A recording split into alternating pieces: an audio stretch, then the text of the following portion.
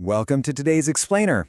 If you're the kind of person who loves unpacking deep concepts and figuring out how things work logically, you are in the exact right place. Today we're digging into a fascinating doctrinal blueprint found in a source text called Credited by Faith. We are going to examine a massive theological shift, the whole concept of being justified by faith versus being justified by works, and exactly how this text maps out the path to righteousness. Right out of the gate, I want to ask you a question based straight on our source material. What if being good enough is just entirely the wrong approach? Think about it. The exhausting, non-stop human struggle to earn perfection. We see it literally everywhere, right? Just constantly trying to measure up. Well, according to the framework we're analyzing today, that intense struggle to somehow earn a perfect standing before God is actually a completely wrong turn. The text immediately sets up this really stark contrast. Over on one side, you've got human effort, things like fasting, strict church attendance, giving offerings, just general morality. But then, on the flip side, you have divine grace, which the author defines through concepts like receiving a gift, having faith, and placing trust. The source suggests that while a lot of us are busy exhausting ourselves on the human effort side, true righteousness is actually waiting entirely on the side of divine grace. To really grasp this shift, here is our roadmap. We're going to break it down into 5 quick parts. First, the limits of human effort. Second, we'll look at Abraham as the ultimate faith blueprint. Third, we'll unpack the great divine exchange. Fourth, we'll talk about relationship versus religion. And finally, how to actually live out true faith. All right, diving right into part 1, the limits of human effort. Before getting to any solutions, the text establishes what it sees as the core human problem when it comes to salvation. The author anchors their view of the human condition on Romans 3:10, which bluntly states, "There is none righteous, no, not one." The source is arguing that humanity is just naturally, inherently sinful. And because of that baseline flaw, it claims there is absolutely no human being capable of producing the perfect righteousness that God requires. Sin, according to this text, completely separates humanity from God, which makes saving yourself literally impossible. The framework specifically calls out several practices that fall short: fasting, going to church every week, giving offerings, and just generally being a good person. Now, to be clear, the source isn't saying good works are bad, not at all. It just insists that these efforts cannot save a sinner or somehow act as a substitute for faith. The logic is, if we could earn righteousness by doing all this stuff, people would just brag about it.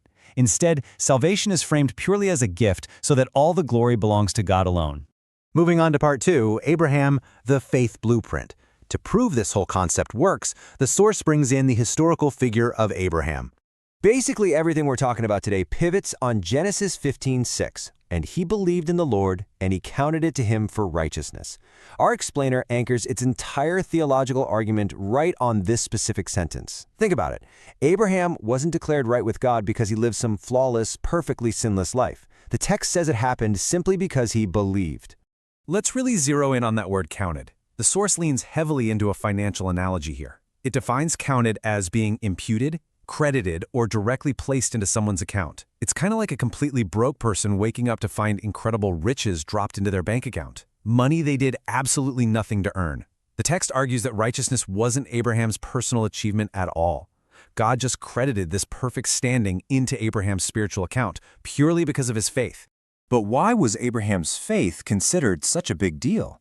Well, you have to contrast his human reality with God's promise. On the human side, things looked incredibly grim. Abraham was old, his wife Sarah was barren, and time was rapidly running out. Humanly speaking, having a child was a literal impossibility. Yet, on the flip side, you have God's promise, descendants as numerous as the stars. The text highlights Abraham's faith because he accepted God's word as absolute truth, completely ignoring his own impossible situation. And here is a really fascinating piece of chronological evidence the author uses. Abraham lived, believed, and got credited with righteousness way before the law of Moses even existed, before circumcision, before any formal religious systems were ever set up. The author uses this timeline to logically prove that God's plan of salvation was always based on faith, long before humans ever had religious rules to try and follow. Which brings us to part 3, the great divine exchange. So, if humanity is inherently sinful, what is the exact mechanism that actually makes this grace work? The text answers that question by pointing to 2 Corinthians 5:21. Here, Jesus Christ is presented as the ultimate bridge between human sin and divine acceptance. The source emphasizes that Christ was entirely sinless, absolutely no corruption, no evil, no disobedience whatsoever, and yet he stepped in to take the punishment on the cross. The author describes the mechanics of this as a direct swap. It's the great exchange.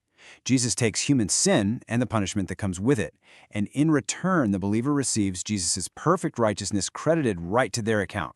The framework makes it clear, human righteousness is always flawed, but God's righteousness is perfect, and this specific exchange is the absolute bedrock of salvation in this blueprint. Jumping into part 4, relationship over religion. Here, the source draws a super sharp dividing line between truly knowing God and just going through the motions of a religion. To deconstruct the idea that religion is what saves a person, the text lists out a bunch of outward duties that might look really impressive to us. Going to church, singing in the choir, preaching sermons, performing all sorts of rituals. You could do the whole shebang. But the text states that plenty of people do all of these things and yet have never actually trusted Christ. Without genuine faith behind them, these outward actions are entirely insufficient. Because here is the crucial point the author makes. God isn't just looking at the outward appearance. He examines the heart. The framework asserts that real faith is so much more than speaking positive words or checking religious boxes. It's about a wholehearted trust that actually restores a broken relationship with God. And according to the source, when that genuine relationship is established, true peace steps in and completely replaces human guilt.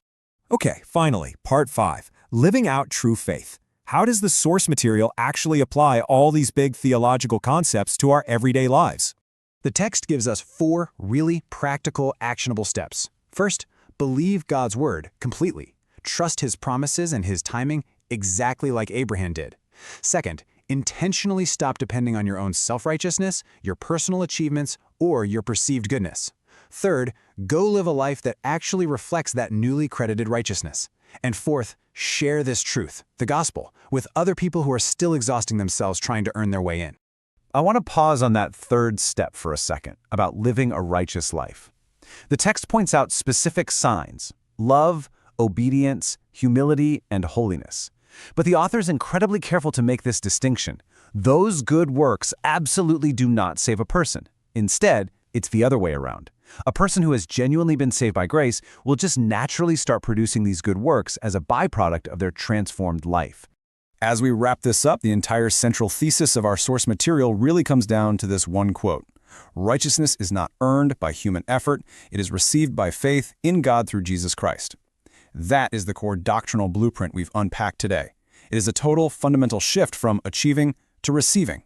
I want to leave you with this final, honestly, really beautiful thought, straight from the text. When true faith happens, peace replaces guilt, reconciliation replaces separation, grace replaces condemnation. Talk about a total paradigm shift. So, how does this concept of the Great Exchange challenge, or maybe even completely reshape your own perspective on faith and human effort? Something to think about. Thanks so much for joining me for this explainer, and I'll see you next time.